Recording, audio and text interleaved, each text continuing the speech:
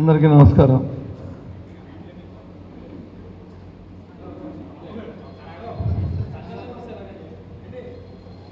నేను చెప్తాను వాళ్ళ ముందు ఒక ఫోటో తీసుకొని వాళ్ళ పని అయిపోతుంది, అప్పుడు కూర్చోండి. అయిపోయిందా? కూర్చోండి, కూర్చోండి. దయచేసి ప్రెస్ వాళ్ళందరూ కూర్చుంటే స్టార్ట్ చేస్తాం. నిలబడ్డానికి లేదు, కూర్చోవలసిందే అందరూ. కూర్చోండి అన్న, ప్రెస్ వాళ్ళందరూ కూడా దయచేసి మధ్యలో 4 కూర్చోండి. కేటాయించిన సీట్లో కూర్చోవలసిందిగా కూర్చున్నాం. మధ్యలో 4 కూర్చోండి, 4 కూర్చోండి మధ్యలో. లేదు, మీరే కూర్చోవాలి. అన్న, సాక్ష్యాన్ని మీరు తెర తీసుకుంది, నేను కూర్చున్నా. లేదు పర్లేదు, మీరు కూర్చోండి, కూర్చోండి, కూర్చోండి, నిలబడద్దు. ఇటు రండి అన్న. జగన్ నాకు కూర్చున్నాను. మీరు ఎన్ని ఫోటోలు తీస్తే ఇస్తే ఒక 1/2 ఫోటోవే కదా, ఏం పర్వాలేదు, నష్టమేం లేదు. వాళ్ళు ఎన్ని తీసినా ఓ ఫోటో కదా వేస్తారు, ఊరినే 10 ఫోటోలు తీసి మనం ఎన్ని చెప్పినా వాళ్ళు నచ్చిందో రాస్తారు. దానికి పెద్ద కొమ్ములు మీద చెప్పు అమ్మా, వాళ్ళు నచ్చింది రాస్తారు, మనం చెప్పింది కదా. అందుకే అందరికీ నమస్కారం.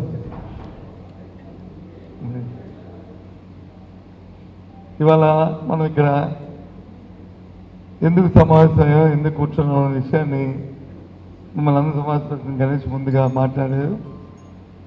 తర్వాత పెద్దలు మన ముత్యాలనాయుడు గారు కానీ, నాగేశ్వరరావు కానీ, అలాగే ధర్మశ్రీ గారు, అలాగే రాజు గారు, అలాగే నాతో వచ్చిన పెద్దలందరూ కూడా వారి మాటలు చెప్పారు.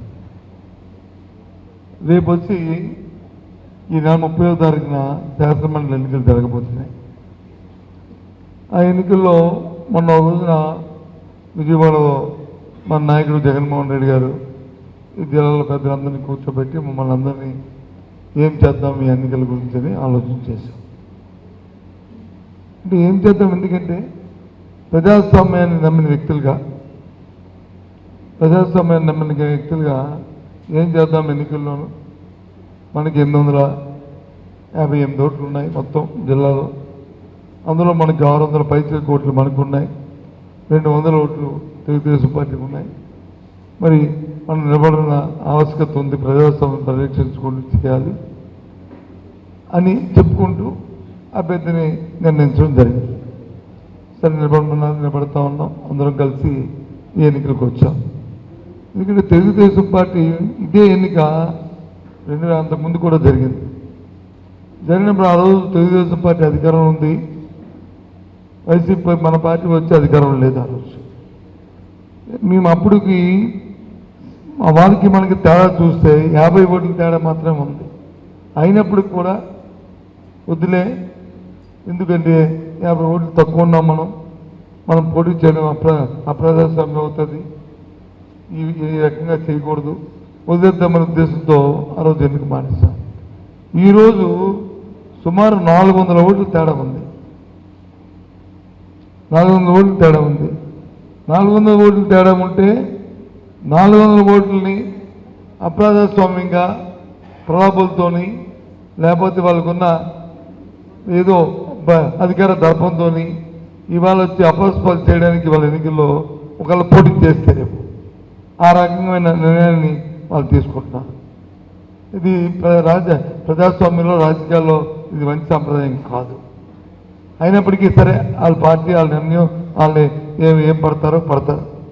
మన పార్టీ మన వ్యవహారాన్ని మన జగన్మోహన్ రెడ్డి గారు మన పెద్దలందరూ నిర్ణయించుకొని ఇవాళ ఎన్నికలకు వచ్చాం. ఇందాక గణేష్ మాట్లాడినప్పుడు చెప్పాడు, సుమారు మాకు ఇక్కడ ఉన్న మన పార్టీ బలం 62 ఓట్లు ఉన్నాయండి. ఎంపీటీసీలు కానీ, జడ్పీటీసీ కానీ, మున్సిపల్ కౌన్సిలర్లు కానీ అందరూ కలిసి. అదే తెలుగుదేశం పార్టీకి వచ్చి 26 ఉన్నాయండి. అందులో మొన్న 2 ఇటు నుంచి అటు వెళ్ళారండి, వాళ్ళతో కలుపుకొని 26 అయ్యే విషయాన్ని చెప్పారు. సరే, ఆ 26 పోతారు కానీ మన 62 మంది మరి జగన్మోహన్ రెడ్డి గారి మాట నిలబెట్టి, మన పార్టీని వాళ్ళకి ఆలోచన నిలబెట్టి ఒక మాట మీద మనందరం ఉండాలని కోరడానికే ఇక్కడ మేము పెద్దలందరూ కూడా ఇక్కడికి వచ్చాం. నేను వచ్చినా, నాయుడు వచ్చినా, ధర్మశ్రీ వచ్చినా, అలాగే నాగేశ్వరం వచ్చినా, ఇక్కడ వచ్చిన రాజుగారు అందరూ వచ్చినా మీతో కలిసిమెలిసి కూర్చొని ఈ విషయాలు చర్చిద్దామని వచ్చాం. ఎందుకంటే మనకు తెలుసు, చూసాం మొన్న ఎన్నికల్లో. మొన్న అది యాక్చువల్గా ఏమనుకున్నామంటే ఎన్నికలు అయ్యేవి ఓ సంక్రాంతి వరకు 4 నెలలు 5 నెలలు కామ్గా జరగని. ఎందుకంటే ప్రజలు వాళ్ళని గెలిపించారు కదా, ప్రజల ఆశతో ఏదో ఒక దీంతో ప్రభుత్వంలో ఆశతోనో వాళ్ళ మాటలు నమ్మి గెలిపించారు. మనం ఎందుకులే ఓ 4 నెలలు పోతే ప్రజలే తెలుసుకుంటారులే అనే ఉద్దేశంతో మేము పెద్దలందరూ ఉన్నాం. అయినప్పుడు ఎన్నిక వచ్చింది కాబట్టి మరి ఎన్నికల్లో ప్రజాస్వామ్యబద్ధంగా మనం ప్రజాస్వామ్యం నిలబెట్టుకోవాలి కాబట్టి వాళ్ళు వచ్చి మాట్లాడుతున్నాం. ఎందుకంటే ఎన్నికల్లో మనం జగన్మోహన్ రెడ్డి గారికి చంద్రబాబు నాయుడు గారికి ఓ తేడా ఉంది. జగన్మోహన్ రెడ్డి గారు ఏంటి, మాట ఇస్తే మాటని అమ్మో అది చేయలేకపోతే మళ్ళీ ఏమనుకుంటారేటో, మనం మాట్లాడిపోతామేటో, మనం అయితే ఏటో తత్వం ఉన్న వ్యక్తి జగన్మోహన్ రెడ్డి గారు. అది వయసు రీత్యా అవ్వచ్చు, అనుభవంతో అవ్వచ్చు, లేదా తండ్రి గారి వారసత్వం అవ్వచ్చు, అనుభవం లేకపోవచ్చు, తండ్రి గారి వారసత్వం అవ్వచ్చు, రాజకీయ లౌక్యం తిరిగిపోవచ్చు. ఇవన్నీ ఏదో కారణం. చంద్రబాబు నాయుడు గారికి ఏంటంటే ఆయనకున్న అనుభవం, ఆయనకున్న రాజకీయ లౌక్యం, ఏముందిలే ఇవాళ చెప్తే రేపు మానేస్తే ప్రజలు మళ్ళీ మర్చిపోతారులే అనే తత్వం ఆయన సహజమైన ధోరణి అయింది. ఆయన తత్వం అది. ఏదవని ఏ తత్వాలు అవని మన ఎన్నికల్లో వచ్చి అందుకే జగన్మోహన్ రెడ్డి గారు ఆర్థికంగా రాష్ట్రం మనకున్న పరిస్థితుల్లో మనకు తెలుసు, నేను ముఖ్యమంత్రిగా చేసి నేను మళ్ళీ మాట చెప్పలేనని ఆయన వాగ్దానం ఆయన ఇచ్చారు. చంద్రబాబు నాయుడు దయ లేదు, నా పేరే సంపద సృష్టించడం, నేను సంపద సృష్టిస్తాను, అది పాతాలపై మంత్రం ఉంది, లేకపోతే అక్షయ పాత్ర ఉంది, నేను చేస్తానని చెప్పాడు. అప్పుడే 60 రోజులు అయింది, చేతి ఎత్తేసాడు, అమ్మో అన్నాడు. ఇంకేమి మా అప్పుల పాలైపోయింది, ఇది అయిపోయింది, అది అయిపోయింది. అప్పుల పాలైపోయింది అంతకుముందు తెలియదు ఆయనకి. అప్పులనే ఏ రాష్ట్రమైనా ఏ దేశమైనా మన భారత రాజ్యాంగంలో ఏ ప్రభుత్వాలు ఉన్నా, రాష్ట్రంలో దేశంలో ఏ ప్రభుత్వమైనా ఒక పరిమితికి దాటి అప్పు చేయడానికి వీళ్ళే, పరిమితి లోపే అప్పు చేయాలి. అది చేయడానికి వచ్చి ఏదో 1 దఫా 2 దఫాలో దాని పారామీటర్ దాటి తప్పుకుంటాయి, కానీ అంతకంటే ఎక్కువ దాటి తప్పుకో. అదే ఆ విషయం అందరికీ తెలుసు, చదువుకున్న జ్ఞానం ఉన్న వారికి, తెలుగుదేశం రాజనాయకుడి దగ్గర నుంచి వాళ్ళ పార్టీ వాళ్ళకి, మన పార్టీ వాళ్ళకి, అలాగే మన నాయకుడికి అందరికీ ఆ విషయాలు తెలుసు. కాబట్టి కొంతమంది వచ్చి ఏం చేస్తామంటే ఓ పద్ధతిగా ఆ లైన్ క్రాస్ అవ్వకుండా ఆ చట్టాన్ని చూసుకొని మనం వెళ్తాము. కొందరు వచ్చి ప్రలోభాలకు పని చేసి ముందు నాకు ఈ కుర్చీ ముందు చేయం, తర్వాత ఏమైపోయినా పర్వాలేదనుకుని కొందరు వెళ్తారు. మరి మన నాయకుడు వచ్చి దానికి ఒప్పుకోలేదు కాబట్టి కొద్దిగా మనం ఇబ్బంది పడ్డాం. ఎందుకంటే ప్రజలు ఎప్పుడు కూడా మానవుడు ఆశ కోసం ఆలోచన చేస్తాడు. తర్వాత తెలుసుకుంటాడు, అమ్మమ్మ తప్పు చేశాను తర్వాత తెలుసుకుంటాడు. ఏదైతే మానవుడికి ఆశ ఉందో ఆ ఆశని ఎత్తి రేకెత్తించాడు. సరే 4-5 నెలల్లో విషయాలు బయటికి తెలిసిపోతాయి, జనానికి తెలిస్తే మనం ఏం ఇబ్బంది పడక్కర్లేదు. కానీ మనందరికీ ఇప్పుడు కావాల్సింది ఏంటంటే మన గౌరవాన్ని మనం నిలబెట్టుకోవాలి. మనకు డబ్బు ముఖ్యాలు కాదు, మనిషికి మానవుడికి ఫస్ట్ ఏంటంటే చిన్న స్థాయి నుంచి పెద్ద స్థాయికి ఎవరి స్థాయిలో వారికి గౌరవం ఉండాలి. వారి కుటుంబంలో ఉండాలి, రాజకీయంగా ఉండాలి, లేకపోతే వీధిలోకి వెళ్తే 10 మంది దగ్గర ఉన్న ఆ గౌరవాన్ని కాపాడుకోవడం. ఇవాళ ఈ ఎన్నికతో మీ తాలూకా స్థానిక సంస్థల ప్రజాప్రతినిధులు ఎవరైతే ఉన్నామో, కౌన్సిల్ కానీ, ఎంపీటీస్ కానీ, జడ్పీస్ కానీ, ఎంపీపీలు కానీ, మీ అందరి గౌరవాన్ని మన పార్టీ నిలబెట్టడానికే ఈ ఎన్నిక. దయచేసి అది అర్థం చేసుకోమని కోరుతున్నాను. మీకు ఏ ఒక్కరికి కూడా చిన్న గౌరవం తగ్గనికంట కొంచెం బాధ్యత ఈ పార్టీదని చెప్పడానికి కనిపిస్తాం. దయచేసి అందరం ఒక మాట మీద ఉందాం. ఏం కొమ్ములు పోయినది అయిపోయింది. మనం ఇప్పుడు ఏం మాట్లాడినా పోయి ఎక్కిస్తూ ఉంటుంది. నేను యాక్చువల్గా అనుకున్నాను సంక్రాంతి వరకు అసలు ఏం మాట్లాడకూడదు. కానీ ఎందుకంటే హానీమూన్ ట్రిప్లో ఉన్నారు, వీళ్ళేదో చేస్తాం చెప్పారు, చేయనియండి చూద్దాం ఏం చేస్తారో. నేను ప్రెస్ మీట్లో కూడా చెప్పాను, ఆ భగవంతుడు వాళ్ళకి ఆ అవకాశాలు ఇవ్వాలి, అక్షయపాత్రని వాళ్ళకి ఇంకా ఎక్కువగా ప్రసాదించాలని చెప్పి నేను చెప్పాను కూడా. ఎందుకంటే అల్టిమేట్గా దాని లాభం ప్రజలకు వస్తుంది కాబట్టి మన రాజకీయాల్లో మన ప్రజలు బాగోవాలని మనం కోరుకుంటున్నాం.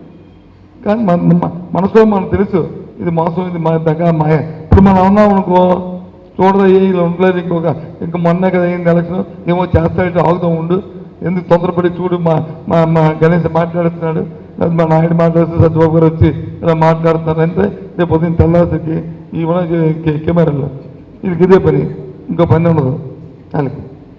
ఇస్తారు రాజ్యంగా వాళ్ళు చెల్లెలు పళ్ళు చెల్లెలు ఎత్తేసి వచ్చినగా వాళ్ళు రాసేస్తారు. అలాగే ఎందుకంటే వాళ్ళకు ప్రకారం నమ్మకం ఏంటంటే మేము చెప్తే ప్రజలు నమ్ముతారని నమ్మకం వీళ్ళకి కూడా ఉంది. కానీ ప్రజలు మోసం చేస్తున్నాం అనేది వాళ్ళకి, ఎందుకంటే వాళ్ళది వ్యాపారం కాబట్టి, వాళ్ళది వ్యాపారం, అంతేగాని వాళ్ళేమి వాళ్ళ కమిట్మెంట్ లేదు దానికి. వాళ్ళకి వచ్చి సేలింగ్ పెరగాలి, రేటింగ్ పెరగాలి, దాని ద్వారా మనకి ఇస్తే ఉండాలి. కాబట్టి అవి పెద్దగా పట్టించుకో అవసరం లేదు. ప్రజల తాలూకా మనసుల్ని మనం దోచుకోవాలి, ఆ కమిట్మెంట్తో మనం ఉండాలి. అందుకే మేము అందరికీ మనం చెప్తాం. లేకపోతే ఏమైనా ఆలోచన చేస్తే ప్రజాస్వామ్యంలో 600, 200 ఉన్నప్పుడు ఎన్నికల్లో పోటీ చేస్తామంటే ఇదేం ధర్మం అయింది? నిజంగా నాయకత్వాన్ని ప్రజాస్వామ్యాన్ని రక్షిద్దాం అనుకున్న తత్వమైంది. ఏ రకంగా అంటే ఏదో ప్రలోభ పెట్టాలి, ఏదో మాయ చేయాలి, ఏదో జులుం చేయాలి, ఏదో ఒక రకంగా అడ్డదారి తొక్కాలి అనే కదా. లేదా ఎందుకు చేస్తాం? పోనీ ఇంతకుముందు ఎప్పుడైనా 5 సంవత్సరాల్లో మరి ప్రజాస్వామ్య పద్ధతి కాకుండా ఎక్కడైనా జగన్మోహన్ రెడ్డి ఇలాంటి కార్యక్రమం ఎప్పుడైనా చేశాడా? చెప్పనండి. పోనీ అయ్యా నువ్వు ఆ రోజు చేసావు కదా, మీరు చేస్తే తప్పండి చెప్పనండి. నేను మాట్లాడాను కదా, ఆ మాటని రేపు ఉదయం రాయమని పేపర్లో నేను చెప్తా. అదా వాళ్ళకి పని లేదు, వాళ్ళకి ఖాళీగా ఉద్యోగాలు చేస్తున్నారు, వాళ్ళు వస్తారు, మనకి ఈ షోకి వచ్చి ఈ టీవీలు కావాలని మనం పిలుస్తాం మనకి. అందుకే పట్టించుకోకండి ఎవరైనా. ఏమో మనవుతున్నావు నిజమే కదా చెప్పు. ఇది ఎందుకంటే నేను ఇక్కడికి మన చోరం మన మాడుగుల 2 కలిపి ఒకే దగ్గర పెట్టాం, ఎద్దు ఉన్నా అక్కడ పెందుతున్నా. ఇప్పుడు ఉదయం పేపర్లో చూస్తాను, ఏమైనా మనం అన్ని మాట్లాడి రాస్తే అది చచ్చే. నేను రాయమని కోరట్లేదు, నాకు పబ్లిష్ అక్కర్లేదు. భగవంతుడి వల్ల మాకు అందరికీ, మీ అందరూ రాష్ట్రం అందరూ తెలుసు. నువ్వు ఏటో ఎంత ఎత్తు ఉంటామో, ఎంత పొడుగు ఉంటామో, ఎంత ఉంటామో, ఏం పెట్టమో అందరికీ తెలుసు. వాళ్ళేమి మనకి చెప్పకలే అని చెప్తున్నాను. ఎక్కడైనా తప్పు మాట్లాడమనుకో మనం అది మాత్రం చేస్తారు. చూడు ఇందాక నేను అన్నాను కదా, ఏమైనా ధర్మశ్రేణి ఏమని ముఖ్యమంత్రిగా కళ్ళకి వెళ్తున్నామనే మాటని అన్నాం కదా, అది మాత్రం పొంది ఉంటుంది. చూడండి ఇంకా ధర్మశ్రీ గారు వచ్చి ఇంకా ఆయనకి మొత్తం వదలలేదు, ఇంకా ఆయన ఇంకా జగన్మోహన్ ముఖ్యమంత్రిగా ఉన్నారు నాయకులు అని ఆ మాట మాత్రం ఉండదు. రేపు నేను చెప్పిన తప్పైనా అది ఉంటుంది. ఎందుకు అది కావాల్సింది ఆ మాటకి, మిగతావన్నీ వేస్ట్. మనందరం కట్టుదిట్టంగా ఉందాము, అందరూ మాట మీద ఉందాము, అందరూ జగన్మోహన్ మాటని మనం సంప్రదిద్దాము, గెలిపిద్దాము, మన నిజాయితీ నిరూపించుకుందాము, ఇవన్నీ చెప్పారు నాయుడు ధర్మ. అవన్నీ ఉండవు, అది మాత్రం ఉండదు. అదొక్కటి మాత్రం అది ఏదవనేమ్మా, ఇవన్నీ అనవసరం. మనం రేపు జరుగుతున్న ఎన్నికల్లో 35 జరుగుతున్న ఎన్నికల్లో మనం గెలవాలి.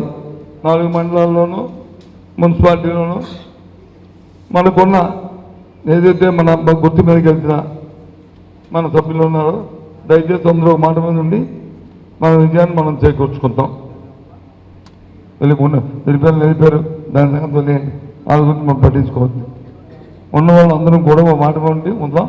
మీ గౌరవాన్ని కాపాడే పూచి మా పార్టీది, మా పెద్దలది, మాది. ఇది మాత్రం నేను చెప్దామని వచ్చాను. దయచేసి మిగతాది వచ్చి ఇప్పుడు మనం అయిపోయిన తర్వాత మండలాల వారి, మున్సిపాలిటీ వారి మనం కూర్చొని మనం వచ్చి ఒకసారి 5 నిమిషాలు మనం మాట్లాడుకుని వెళ్దాము. ఏంటి ఇలా భోజనం పెట్టివా? విషయం నన్ను ఇచ్చాను 2 ఉన్నాయి. అలాగైతే ఏం లేదు, ఇదేందుకు మోడుతుండే మాకు కూర్చో, వాళ్ళెందుకు ఇబ్బంది పెడుతున్నాం. అంటే ఏముంది ఈ కాలేజ్ అన్న మనం మా మీటింగ్ పెట్టిన మా పెద్దలందరూ ఏం చెప్పారంటే ఒకసారి ముందు నామినేషన్ లోపల జగన్మోహన్ రెడ్డి గారిని వచ్చి కలుద్దామండి అని చెప్పారు పెద్దలందరూ. సరే ఇవాళ వచ్చి కొండ మీద ఉన్న పాడేరు వరకు వెళ్తున్నారు. మిగతా వచ్చి పెద్ద కార్యక్రమం రేపు వచ్చి మనం పెట్టుకున్నాం అనుకున్నాం. అవన్నీ కూడా మనం రూమ్లో ఒక్కొక్క మనలో మాట్లాడినప్పుడు రేపు వెళ్ళి ఎలాగెళ్తాము ఎలాగొద్దాము ఆ కార్యక్రమాన్ని చర్చించుకుందాం. ఆ తదుపరి కార్యక్రమం ఏంటనేది మళ్ళీ పెద్దలు కూర్చొని మాట్లాడిన తర్వాత మీ అందరూ ఏది చెప్తే ఆ కార్యక్రమాన్ని చేసుకుందాం. ఏదేమైనా ఆబ్జెక్టివ్ ఒకటే, రేపు ఎన్నికల్లో మనం విజయం సాధించాలి. మన గౌరవాన్ని మనం కాపాడుకోవాలి, మనం కాపాడుకోవాలి. సరే ప్రత్యర్థి గెలిచారు కాబట్టి వాళ్ళు ఎన్నైనా మాట్లాడతారు. మనం ఓడిపోయాం కాబట్టి మనం కింద ఉంటాం. ఎప్పుడు ఎంతో పడిపోతుంది కదా, రాత్రి అయితే పగలు వస్తే పగలైతే రాత్రి వస్తుంది. మన 5 సంవత్సరాలు ఎంతసేపు అయిపోయింది, ఇలా కళ్ళు ముచ్చి కళ్ళు తిరిగిన లోపల అయిపోయింది. ఇంకా గణేష్కి ఇంకా ఎమ్మెల్యే అనుకున్నా దానిలో ఉన్నాడు. ఇంకా ఈ లోపు అయిపోయింది 5 సంవత్సరాలు అయిపోయింది. అలాగే 5 సంవత్సరాలు ఎంతసేపు అయిపోతుంది. ఈ లోపు ఏంటంటే ప్రజలు ఇబ్బంది లేకుండా చూసుకొని మన గౌరవాన్ని మన వ్యక్తిత్వాన్ని మనం కాపాడుకోవడం, మన గౌరవాన్ని మనం కాపాడుకోవడం, అది మనం చేయవలసిన పని. మన ప్రభుత్వం ఎన్నో మంచి పనులు చేస్తాం, చేయలేదంటే చేయకపోతే ఎందుకు అవుతుంది. కానీ ఎక్కడో చిన్న తప్పులు జరిగి ఉంటాయి. జరగకపోతే ప్రజలు మనల్ని ఎందుకు ఓడిస్తారు. లేదు ఏదో ప్రలోభాలకు వచ్చి ఇచ్చిన మా ఆశకు వచ్చి మనం వచ్చి కొద్దిగా ఇబ్బంది పడవచ్చు. అవన్నీ ప్రజలు తెలుసుకుంటారు. మనకి అనుభవం వచ్చింది. ఇంకా మన తాలూకు విధానాలు మారిపోతాయి. రేపు మన జగన్మోహన్ గారి తాలూకు ఆలోచన సరళి ఆయన విధానం, ఆయన మరి పరిపాలన విధానాలు ఆయన కూడా మార్చుకుంటాడు. రేపు అందులో తేడా లేదు. అదే లైన్లో ఏదైతే ఆశలు పెట్టినా అవతల పక్క పార్టీలోనే ఆశలు నిరాశ అయిపోతాయి. ప్రజలు వచ్చి మళ్ళీ చీకొట్టే పరిస్థితులు వస్తాయి. అందులో మనం ఏమీ దాని గురించి పెద్దగా పట్టించుకో అవసరం లేదు. ఎందుకంటే మనకు తెలుసు, నేను 5 సంవత్సరాలు మంత్రిని చేశాను. మన క్యాబినెట్ అంతకుముందు 10 సంవత్సరాలు, సుదీర్ఘంగా 15 సంవత్సరాలు మంత్రిని చేశాను. దాంతోపాటు ఒక ఎంపీని చేశాను. రాష్ట్రంలో ఉన్న ఆర్థిక పరిస్థితులు మాకు తెలిసే కదా మరి జగన్మోహన్ రెడ్డి గారికి ఎంతకంటే ఎక్కువ చేయలేదని చెప్పాడు. లేకపోతే ఆయనే చెప్పేస్తారు. మా ఆయన ఎక్కడో నిన్న ఎవరో టీవీలో పంపించారు నాకు ఒక ఇది, ఎవరి మన చనిపోయిన రోసయ్య గారు పాపం ఆయన ఎక్కడున్నాడు కానీ ఆయన ఆత్మ ఆయన 20 సంవత్సరాల కింద మాట్లాడాడు.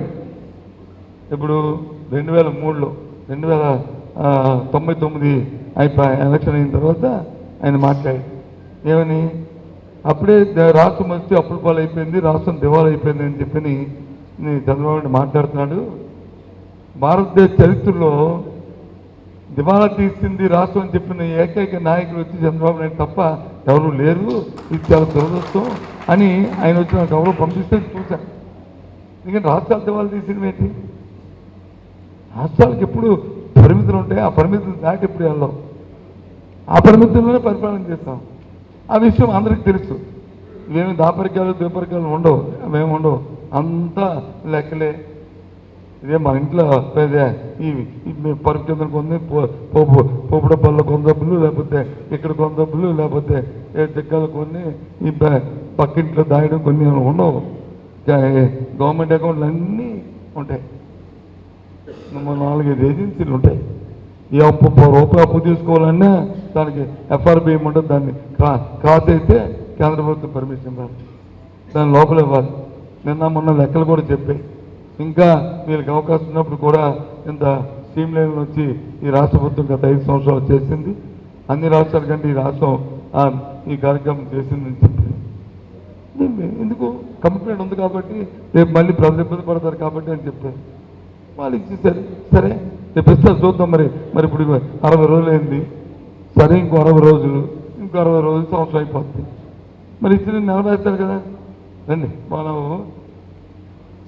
ఎంత నెరవేర్చారు.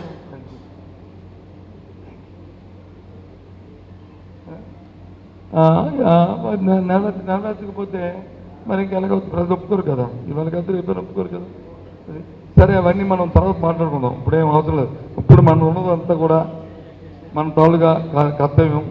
రేపు జరుగుతున్న ఎన్నికల్లో మనందరం మన మాట మీద మనం ఉండి మనకున్న 62 ఓట్లని మనం వచ్చి జగన్మోహన్ రెడ్డి గారు మరి ప్రతిపాదించిన మన అభ్యర్థి పెట్టడానికి మనం వచ్చి ఓటేసి అది ఎలాగేయాలా ఏంటి అనేది మళ్ళీ ఇంకో సమావేశం పెట్టుకుందాం. మన గౌరవాన్ని మనం కాపాడుకుందాం. మీ గౌరవాన్ని కాపాడే బాధ్యత పార్టీది. మీకు ఎవరికి ఒక చిన్న కేసుమెత్తు మరి మీ వ్యక్తిత్వానికి ఇబ్బంది లేకుండా చూసే బాధ్యత పార్టీలని మీ అందరికీ మనవి చేసుకుంటూ ఒక్కొక్క మండలాన్ని మనం కూర్చొని ఒక 5 నిమిషాలు మాట్లాడుకుందామని. మరి ఎక్కడ పెట్టావా పెట్టి సెలవు. రేపు జగన్మోహన్ రెడ్డి గారిని చూడడానికి ఆ కార్యక్రమం కొరకు మనం కూర్చొని మాట్లాడదాం. మీ అభిప్రాయాలు కూడా తెలుసుకుంటాం.